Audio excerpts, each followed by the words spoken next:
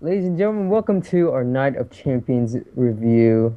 Of course, I'm Alvin Alpha with my good friend here, XXOMGXX. Other than that, we're gonna be talking about first the pre-show. And the pre-show wasn't that bad. It, there was no match, and I kind of wanted a match, but I don't think there was anything to put. But we had the peep show, and basically Christian came out, and then he talked about how it's not his night; it's about Chris Jericho. And then Chris Jericho comes out, and then they have a little reunion there because they're former tag champions. And I don't know, I don't know why, but for me, I had like a strange feeling that Christian was just gonna hit him out of nowhere. And I was just like, just don't. And he just never did. But so that was about it until Randy Orton uh he popped up on the Titantron, and then he talked about how you know he's just gonna beat him, I guess. And then you know something that Orton said that actually made me laugh really hard was he said the only show that Jericho's gonna be on after Orton is finished with him is Total Divas, and I was laughing so hard. And then Jericho came back saying it will probably include it in Orange Show, which is Total Jackass, I believe. Yeah. And yeah, it was pretty funny. Oh man, that was But a pretty that was good segment. I that was a didn't straight think. out shoot though. That was a Yeah, straight out shoot. probably. I didn't expect the peep show to be that good. I thought it was just gonna be them in the ring, and then he was gonna be like, "Oh well, good luck in your match," and then it was gonna be over. But get a little more build for the match later, and then we went on to the actual show, which started off with the WWE Tag Team Championship match between the champions, the Usos, Jimmy and Jay, and the challengers, Stardust and Goldust. And what just to start out, what interested me most was they both teams kind of had a newer attire for both of them, just something Yeah, but random. like Goldust's face paint, man. I Yeah, just I didn't really like what Goldust's the I face didn't paint. and I didn't really like the Usos either. The Usos I didn't like, but they didn't. It didn't bug me as much as Goldust, Yeah, cause but I yeah, mean Goldust looks Goldust's so character is ew. Goldust, Like and the Dark Maul yeah, thing was like super cool. yeah, And and he now goes it's to just like like ew. I don't even know what it is. To be But honest, he should just change his name if he's gonna make his most of his face paint black rather than gold. yeah, but the match was actually The really match good. was really good. It was like a hot start, I'd Yeah, it say. was a good start to the pay per view. And I didn't expect it to be that good, but the Usos impressed me once again with another pretty good tag team match with Stardust and Goldust. Um, and then really early on in the match, though, one of the Usos, I don't know which one, but they got cut on their hand. Oh, I saw that. That was Yeah, kind of bad. it did look pretty bad, but it surprised me they just let it go and they didn't like pull him aside to start like trying to cover it up. The referee did pull out his gloves, but they didn't really do anything. It was like the referee was blind or something because it took him a good like 10 minutes to realize, oh, he's cut Yeah, and there's but blood. I might well but put my gloves on. I told you about this that like during the match it was like mid match. Stardust was like he countered like one of the Usos moves, and it Oh looked like he was yeah. gonna go for the crossroads, and then the crowd popped like really loud, and then he just hit it like a reverse DDT, and I was I was just just like, like, oh okay, man, that would have been like. I think he probably forgets sometimes. I'm not Cody Rhodes. I can't do yeah, the like there's crossroads. like I can see him sometimes like doing his old moves, and then he just like like last minute he does like another move, like Like going for the disaster kick, but yeah, instead he just like goes for hitting a like clothesline or something. clothesline. Yeah, I would Yeah. be like, and then like there's another spot where he was doing the go dust where he just like gets on the ground and then like snaps his neck. but like this time he just kicked his face. Like that was weird, but this was a really good match to start off It though. was. There's a lot of good spots, including a lot of jumping out the ring, Uso crazy style, and what was I was gonna say something, but I lost my train of thought. But pretty good match. Oh, okay, I found out. What really bugged me though was the commentary team kept calling it a brother versus brother, brothers versus brothers match, which I didn't like because Stardust is not supposed to be Goldust's brother, even though we all know it's Cody Rhodes, yeah, but it's not supposed Yeah, to be his brother. It's supposed to just yeah, be like a new guy. yeah. So But so that did that bug was me, weird. but it didn't take away from the match at all. Unlike commentary in another match, which we'll talk about later. God, no. God, that was So awful. just to finish this one off, I believe Usos, one of the Usos was on the top rope to hit the Superfly splash, and Stardust was on the apron, and so he leaps off, and Stardust hits him with his knees, and then gets the pin, naming new WWE Tag Team Champions in Stardust and Goldust, which I didn't think would happen, and it did happen. So So I was yeah, right. you were right, I I was was wrong. right. Yeah. All right, but that was a really good match It though. was. It You was know, a it good way was to start off the pay per view. The yeah. tag team division is honestly better on pay per views than it is on Yeah, Raw and SmackDown, and like it's most pretty of the tag good. matches on the main shows, they're just They're not Teddy Long tag team matches, yeah, which which you is know, just they're just random neutral. guys put together. Yeah, but okay, but next we have Dolph Ziggler backstage with a promo and he's with R Ziggler and he's talking about his match and I don't really like R Ziggler. I mean, I really like Damian Mizdow because he actually does it like a super good job with the Miz, but like I don't know, I feel like it should have been somebody else than R Truth. But Dolph Ziggler cuts a promo and all that, and then that was about it. They both left, and I thought it would have been really funny if, like, Dolph said, like, you know how like at the end of promos he says like "show off," like Dolph says "show," and then R-Truth comes out of nowhere, off. They just both leave, but you know that's never gonna happen because R-Truth is pretty bad at playing the Ziggler I character. can't tell them apart honestly from one I another. saw It's a very really hard. racist sign later in the night, but Really? yeah, it was like I like I I I forgot what it was, but it was like something with our truth being Ziggler. Wow. It was pretty racist, but next we have Cesaro versus Sheamus for the United States Championship, and Sheamus like he barely has a reaction, man. Like he comes out and he barely has a reaction, and when Cesaro I don't know why, but Cesaro's theme song, like just when you think it can't get worse, It it gets got worse. worse. Yeah, I'm just like, why? It It's sounds just like an ice cream truck. like exactly right, exactly. That's what I said. Like literally, like I heard it before. I swear, the first time I heard it, I thought it was like an ambulance, like coming out the first time he came out with it, but then it was just him. I was like, what the hell? He thought it was gonna be like a random ambulance match out of nowhere. Like honestly, I thought yeah, but I thought the first theme they had was all right, just not the best. But then it just got worse and worse, and I'm just it's just so bad now. And Cesaro, Cesaro's like I don't even know how they downgraded Cesaro so much. But this match was actually pretty good. The only problem I had with it was that Sheamus constantly went for the bro kick. Like he constantly went for the bro kick and he finally hit it, and he finally got the win. But this was a really good match, actually. Like, I feel like Cesaro mostly carried Sheamus, but because I swear Sheamus was just spamming that bro kick over and over until he hit it. But this was a really good match, actually.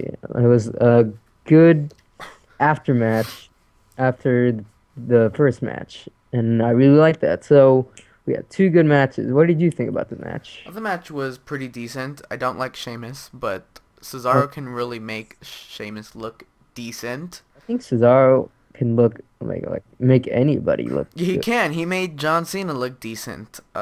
or at least Two yeah, times, I believe, in singles matches. yeah. So But it now was a better we have match White than I expect. Sheamus, Yeah, White Cena. yeah, White Cena here. It was a better match than I expected, but I wouldn't want to watch this match again. It was a Yeah, lot of brawling, yeah, and a lot of false finishes. I honestly thought uh, when Cesaro hit the uppercut, the very European uppercut, I thought that was honestly gonna be the end of it. you serious? He has never ended off of that unless it I was thought like it Yoshi. was. I thought it I was. like unless it was Yoshitatsu, it would have ended. That's But that's pretty mean. I've seen a match before. I swear I've seen Yoshitatsu lose to like a Winds of Change. So it's Wow. so yeah, it's Well, pretty I bad. did think it was gonna be the end because there was a lot of action even before, so that's why I thought that. And then when he hit the neutralizer, I thought it was gonna be over, but it wasn't. He never hit the neutralizer, did he? He did. He did? Yeah, didn't he? I No, he don't. I didn't. don't know if he hit it, but he He went went for for it, and it. I thought it was Yeah. gonna be the end. Is what I meant. But yeah, I and I was surprised with the ending, honestly. So yeah, Sheamus hits a bro kick out of nowhere, and He was Sheamus like retains the being United States Championship. slapped and punched by him, and then just pushed And him away then, and hit the bro and then, kick and won. yeah, that's what I'm saying. Like he just like no sold everything and then bro kick. I think that's so OP, honestly. But Like, come that, on, we don't need two John Cenas. it, but like, We don't I even feel want like one. I feel like more people don't kick out of the bro kick more than the AA. Just saying. That's But true. that was about it. Sheamus wins and retains the United States Championship. Oh man. And then after that, something else very American, just like the United States Championship, we go backstage with Mark Henry and the Big Show, and the Big Show is basically asking Mark Henry if he's ready because they're pretty much tag team partners at this point. And Mark Henry says like, yeah, he's ready, and then Big Show gives him some speech, and then he hands him this like singlet that is super American and it has the American flag on it, and then he gives him a scarf, and then he walks away, basically just giving him that extra push, making a lot of people believe that he would win later. I thought doing that would make him win later on, but that segment was over, and then oh man, this is just, we finally go on to another title match, Intercontinental Championship match, Dolph Ziggler and The Miz, but before that match, we get two random douchebags who come out, and it was just, I've never heard of them, but apparently they're a big deal. Apparently. So they go to ringside, and I guess they're going to be on commentary. So they go to commentary, and then they say that they're going to be to the Honor the Troops thing. That's a quote from them. Honor the Troops thing. Which they mean tribute to the troops. So they're basically using this match time to get them over for tribute to the troops, which didn't work. And then we go to the match, which Miz was accompanied by Damien, and Damien finally has a matching jacket, because I'm pretty sure this whole time Damien's just been wearing a suit, and then under No, it he'll no, he have hasn't. the, oh, he doesn't, because I could have sworn on SmackDown No, he's wearing his when Miz came out with nothing, and then Senda would wear the white coat.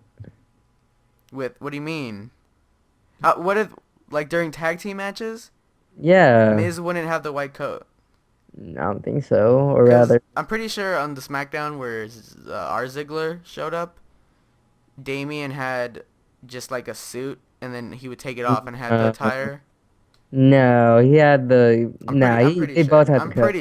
I'm I'm pretty sure. completely sure because I went back and watched I'm pretty their like. sure, man. Okay? I Pretty said sure. completely. I said completely Alright, I'm sure. 127% sure. You, At a SmackDown. I don't think that's pretty sure, but okay. I just changed my shirt, alright? God. So, they finally had matching black, stupid jackets. Now you just killed my buzz. I hate that jacket now. Love that So they track. came out, and it's pretty funny because Damien is mocking every single thing he does, Yeah, but like our and our Ziggler, Ziggler just like doesn't, and just like shakes his ass and yeah, and loves then him. Like that's man, it's so bad, and they don't even have matching attires. At least Damien and Miz have matching attires. They're both they're both mostly black, and like and then I don't like our Ziggler either. But this match was it was a match, but it turned to be a horrible match because of the commentary, and the commentary was not about the match, which is what it should be, which really pissed me off. That was really horrible on WWE's part, and I hope I don't see those guys ever again. But it was like I couldn't even focus on the match because of what they were saying in commentary. So I really don't know most of the shit that happened, but I do know a lot of there's like at the very beginning, the Miz was trying to hide his moneymaker, and then I think he like got Dolph Ziggler in a figure four somehow eventually down the line, and then Ziggler got out and then hit the Famouser.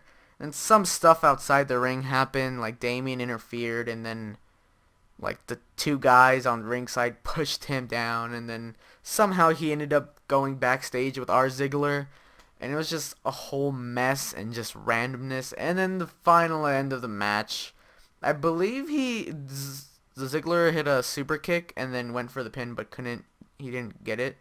And then Damien came out and distracted Dolph, and Miz got the roll up and became the new Intercontinental Champion. yay. It was Honestly, my explanation my explaining of the match is basically like how that tells how much I could pay attention to this match, like thanks to the commentary. I honestly think that was like one of the worst segments of the night. Absolutely. Honestly, even though I love Ziggler, like they could have at least made him win, but then he lost to a roll up, and that was Mrs. rematch clause. So there's no rematch anymore, you know? So it's like you can't do anything about it anymore. And like there's nobody's gonna come back.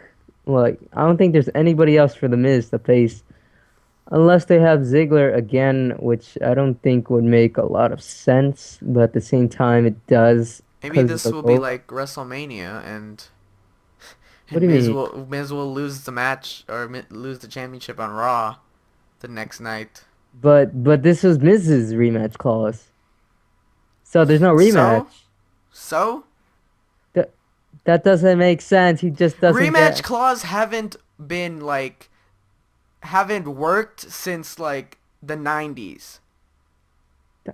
It's been happening. The rematch clause haven't made sense since like the 90s.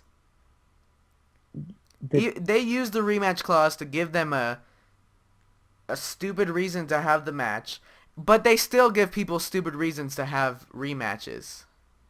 All right, all right. We'll see Dolph Ziggler versus The Miz for the Intercontinental Championship tomorrow It would probably happen. on Raw. All It'll right, probably happen. If all not right. tomorrow, then Dolph will get a free championship match at the next pay-per-view. Exactly. That's what I'm saying. But There's it's not nobody a else but rematch Ziggler. clause. I'm not saying it's a rematch clause. I'm saying there's really nobody else but Ziggler. Exactly.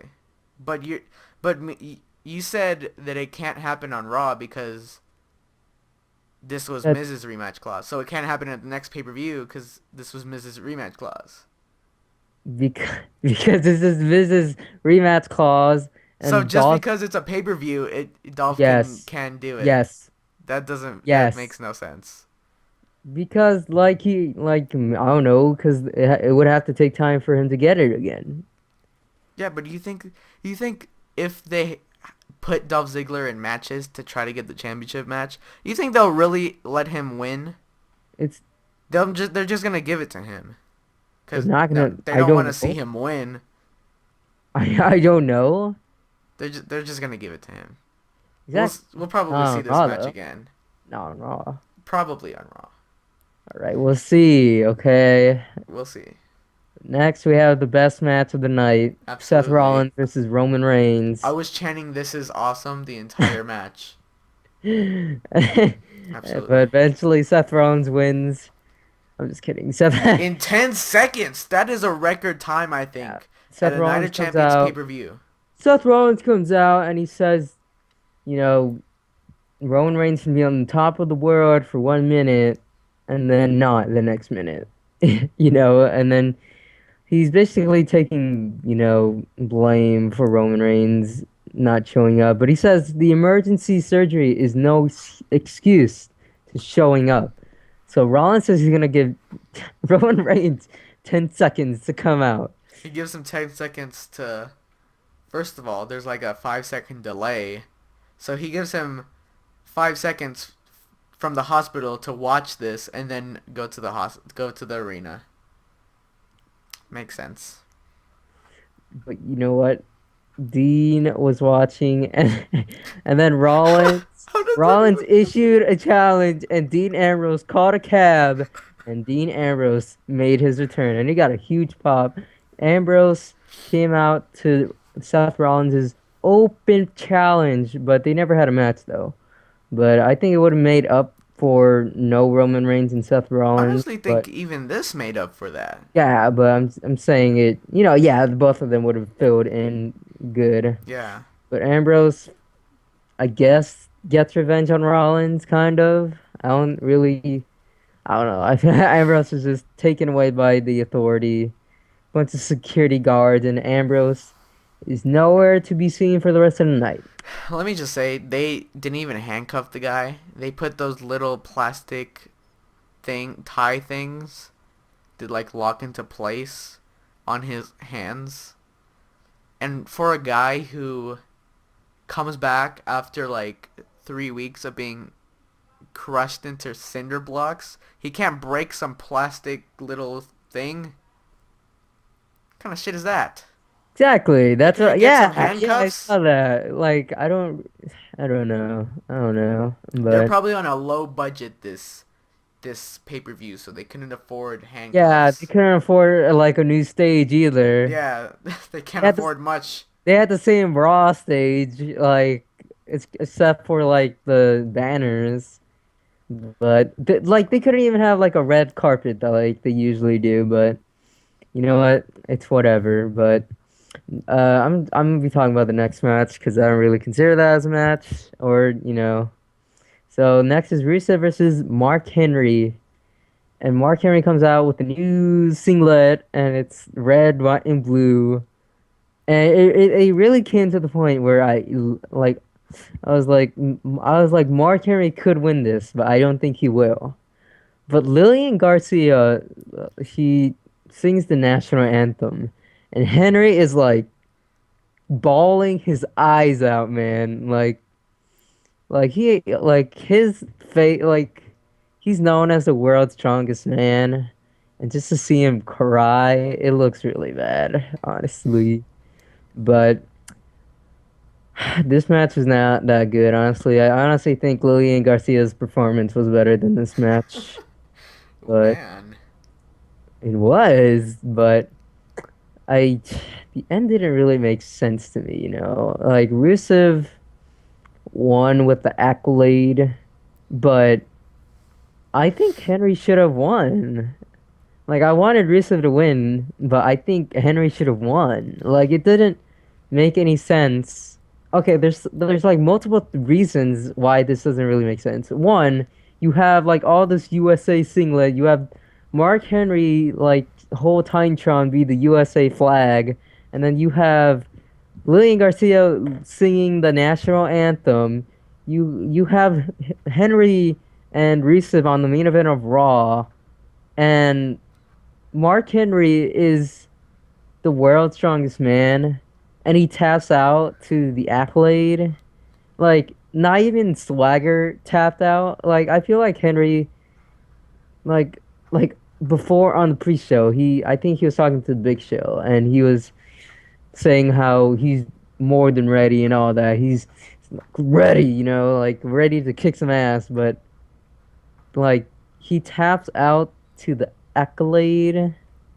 Like not even Swagger tapped out, And Swagger's back was even worse than Henry's, I believe. And and and Swagger has like a smaller body, and you would think he would be the one tapping out. But it's like Henry taps out. Like I didn't really get that, but that's just me. But yeah. Yeah, I agree that the ending was kind of stupid because they were building it all up as if like, oh, he's gonna be the hero who finally does it. Swagger couldn't do it, but someone who almost won an Olympic medal might be able to do it. I guess there's only one man who can do it. Do, do, do, do. Oh, Oh, you that know what? no. What? Well, we're going on to our next match after Rusev killed uh what's his face, Mark Henry, which was Randy Orton versus Chris Jericho. And to be honest, I personally did not care for much of this match, but Neither did it I. wasn't that bad. There was a lot of use of vintage moves, like power slams and spiked DDTs and lion tamers and, well, not lion tamers, lion salts and walls of Jerichos and code breakers. And finally, we went to the finish of the match, which was Jericho on the top turnbuckle, telling Randy to get up, and it took like 5 centuries for Randy Orton to stand up. But when he finally did, Chris went for a crossbody, which wasn't very crossbody. It was more like a diving headbutt. And he got caught with a RKO, which ended the match and possibly ended this run for Chris Jericho. So Randy Orton did get the win from a very predictable catch RKO. Yeah, Honestly, like that's all I have to say. I feel like this match is very generic. Yeah, it was It's really like it could have been done on Raw, to be honest. yeah, it was like a basic Raw match. Yeah. And like maybe that one kick out of the Codebreaker was like, oh no, I feel like it could have been on Raw. Like not even on like the main event, just like a random match Like that they it had. could have been the opening match, to be honest. Yeah, but like Chris Jericho was just standing there for like 3 years. 3 years. Like you could see it from like a mile away that Orton was gonna catch him. But yes, It's like when you're playing 2K14 and you look at someone go on the top rope and you have a stored finisher. That's how it yeah. feels. That's how it felt for the audience. Like, Randy Orton got a stored finisher. What are you doing, Chris Jericho? It was just, oh man. But okay, next we have the Triple Threat Divas match. And I gotta say before the match, Paige had like this video package, and I thought that was a really good promo from Paige. Like the video package was all her, and I really thought Paige was actually gonna win, but she didn't. But before that, we have Brie Bella backstage with Byron Saxton, and I don't really care what she said, but the only thing I remember was she's like she says like Nikki and Karma, they're both a bitch. Like I don't know why I don't know what I don't know what was Brie more Bella has to like predictable, the RKO or her saying bitch. bitch. Yeah, Which one was more she has to predictable? like I I I don't know. I could have saw it from a mile away. Like I swear, I saw her. I'm just like, I wonder if she's gonna say bitch again, and she did. I was just like, God damn it. But next of course, we have AJ Lee versus Nikki Bella versus Paige, and it was actually a pretty decent match. Like it actually felt like a real triple threat match. It's not like Caitlyn versus Layla versus Eve, I believe. Yeah, so I think this was a pretty good match, honestly, but eventually AJ made Nikki Bella tap out to the Black Widow. And I gotta Nikki say, it Bella. was It wasn't Nikki Bella. oh yeah, I mean AJ AJ made Paige tap out with the Black Widow, but I gotta say Nikki Bella actually did really good in this match. Like honestly, I didn't think she would. I thought she was gonna be super sloppy, but this match was actually really good. You know, it wasn't the best, but it was actually pretty good. They even had the Tower of Doom spot with the superplex and the power bomb from the top rope. So I thought that was really cool. I gotta say Nikki's finisher. I honestly thought like I honestly think that's a really good finisher. But can Nikki like not like can you like she does it, but like she just sits there for like 5 seconds and then she goes for the pin. Can you like not and just Go for like the pin immediately. go for the pin immediately. What are you doing? Just staring at the camera for like 5 seconds? It's like, yeah, I just hit my finisher. I'm ready for my close up. But Like, no. like I noticed that like I just noticed like she always does that, which is weird. But anyways, AJ wins, and I really thought like I think Paige should have won, honestly. Like Paige has nothing like I think if Paige won, it wouldn't make neither Nikki or AJ look weak. But like Paige, like she could go on with the Divas Championship. I think Paige needs the Divas Championships. I don't think AJ, needs it. But To be honest, I think every diva needs it because if you don't have the championship and you're not a Bella, then you're nowhere on the card, pretty much. So yeah, I would disagree with you. I think it's a cool thing that AJ has a championship. I think it's cool. And I think with AJ winning the championship, it keeps the opportunity open for AJ in the Page feud to continue. I feel like it's gone so long though, It has. It has gone so long. And But, I mean, I like the, the sexual stuff, but whoa, man. but You're like not Jerry the King Lawler. I kind of am when it comes to this, but I don't think they can do anything else at this point, unless they're gonna have like the fatal four way this time. Like that, I thought like Brie Bella was gonna interfere, but then I saw the interview, and I was just like, I guess she's not gonna interfere. But that was about it. We're gonna see a Hell in the Cell match at the next pay per view between Divas champion AJ and So, Paige. and then we're gonna see AJ thrown off the cell. Yeah, by God, she's broken in half. So we go on to the main event of the night with the WWE World Heavyweight Championship on the line. John Cena versus the champion Brock Lesnar. And let me remind you, Michael Cole said it himself. Brock Lesnar's only had, other than this match, he's only had 3 Three matches matches. in the Yeah, I year of heard that too. 2014. We're almost done with 2014. He had a match that I don't really even consider a match with Big Show, because he just killed Big Show. And then he had a match with Undertaker at WrestleMania. And then at SummerSlam, when he defeated John Cena to become the champion. And honestly, I thought it was over for Brock. I thought, Brock was going to lose because John Cena started the match pretty strong. And then, Hey. yeah, he did hit the AA pretty early. But Brock kicked out at 1. At 1, which gave me some hope. And then Brock got the upper hand. We didn't see that many German suplexes in this match, though. We probably saw, like, Three. 3. Yeah. Yeah. And we did see, though, a lot of Kimura locks.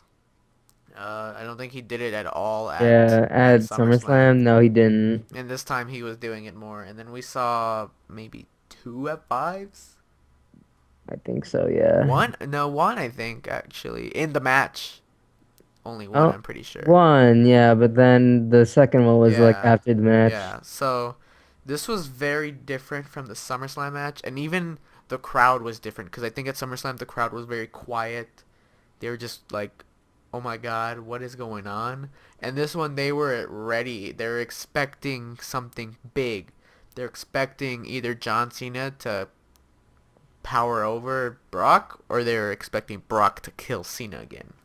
And what we saw was John Cena eventually starting to overpower Brock Lesnar, getting him in the STF, and Brock would crawl towards the ropes and try to get to the ropes, and Cena would just pull him away and then get him to the center, and then Brock would crawl, and then he would do it again.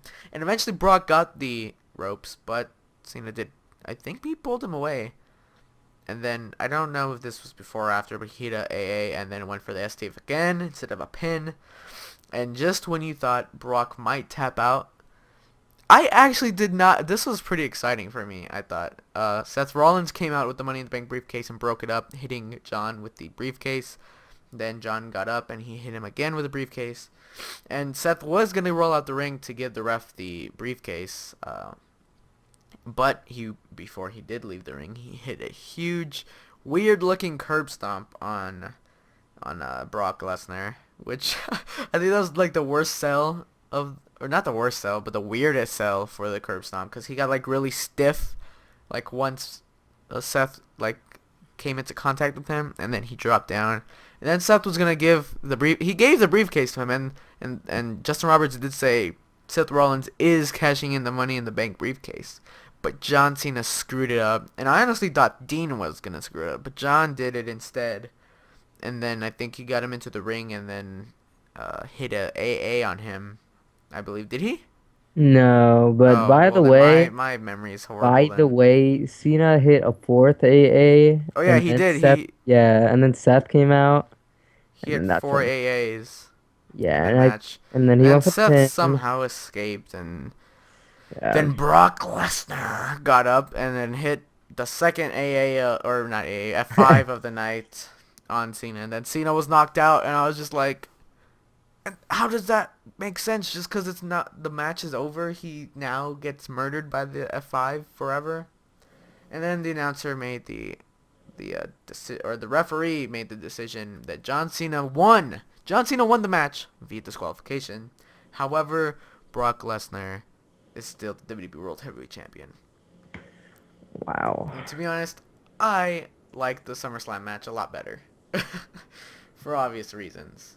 I think I would have Because, liked the ending if Seth cashed in successfully, but yeah, that would have been, like like, that was a good moment. It would have made Seth look strong too, since he's pinning Brock, you know.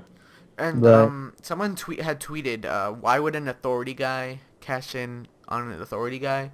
Brock Lesnar's not a part of the authority. The only reason Triple H granted him his championship match was because they didn't want John Cena to be the champion. But yeah, he's not an authority guy. he's just I think, working close yeah, he's just with, close with Triple H, but yeah. he's not a part of their group. And so Seth, I honestly thought Seth cashing in would be pretty cool, even though I deep down inside I didn't want it to happen, but I thought it would be pretty cool to happen because this would be the first cash in on the conjoined titles, which is big. It's a big thing because it's the only main championship, so it would be pretty exciting to see how they would go with it. But I don't know why they made John Cena do that. He's the babyface who's supposed to be super good, but he just screwed up this guy's title opportunity. Like, that doesn't make sense to me. But you know what? In general, this pay-per-view was actually pretty good. It was good. It Like was. It was. it wasn't shit.